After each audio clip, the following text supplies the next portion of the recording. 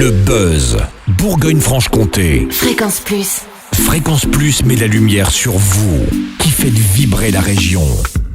Lumière sur Sandy Ramier, alias La Grande Bouffe, sur les réseaux sociaux. Elle propose des vidéos drôles, décalées et ludiques de recettes de cuisine depuis un peu plus d'1 an. Et ce projet virtuel s'est concrétisé il y a quelques jours avec la sortie de son livre de cuisine éponyme, La Grande Bouffe. Charlie, gourmet comme il est, l'a rencontré à Dijon en Côte d'Or lors d'une séance dédicace.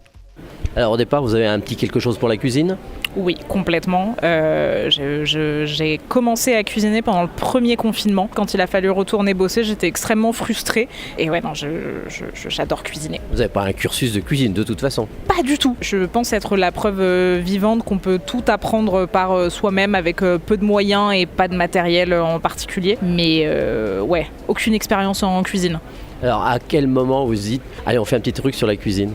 Alors au début on se sent pas légitime, on se dit mais qui va acheter mon bouquin, et puis après on se rappelle pourquoi on fait ça, et le but premier de cette chaîne c'était de démocratiser et de vulgariser la cuisine, de rendre ça accessible sans matériel spécifique, sans compétences particulières, et surtout de faire marrer les gens en cuisine. Ça je trouvais qu'on se prenait un peu au sérieux en cuisine quand même.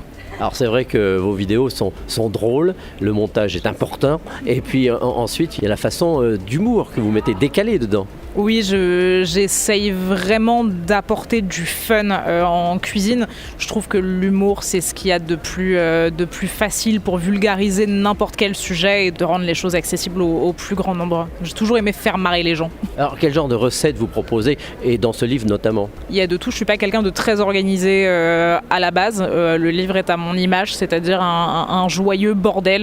Il y a des recettes italiennes, japonaises ou d'ailleurs des classiques de la cuisine française, un peu twistée à ma manière. Le but c'était vraiment de partager mes recettes préférées et pas de partir dans un thème en particulier, quoi. Alors quand on a plus de 500 000 followers, on a un certain poids. Est-ce qu'on s'en rend compte ? Pas tant.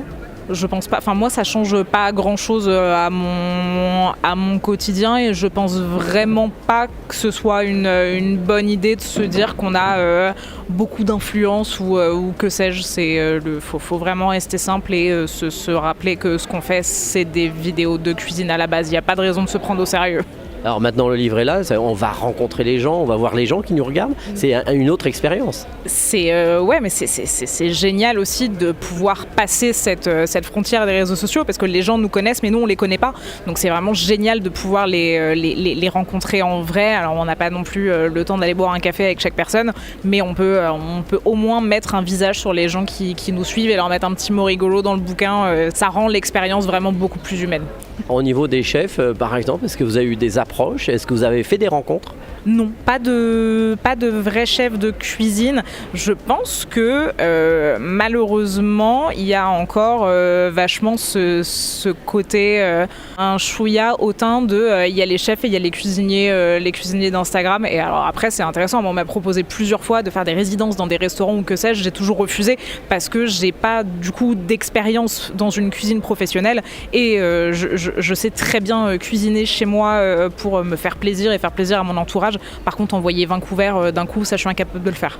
Par contre, je sais qu'il y a des personnes importantes, connues, qui vous suivent. Il y a Hélène de Fougerolles, Adèle Exarchopoulos, et après il y a pas mal d'humoristes, et ouais, c'est cool. On vous appelle un soir, par exemple Adèle, elle vous appelle, viens faire la cuisine chez moi ce soir. Adèle, je l'emmène au resto là.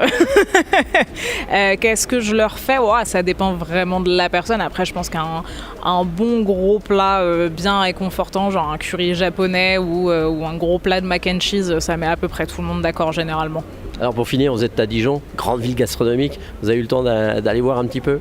Pas du tout, je sors du TGV et je retourne à Paris juste après. Ça, c'est le grand malheur des séances de dédicace, c'est que généralement on fait l'aller-retour dans la journée et que du coup on voit les trucs et on n'a pas le temps d'y aller ou de découvrir grand chose, mais après voilà, ça donne l'occasion de se dire faut quand même que je repasse dans le coin, quoi. Donc non.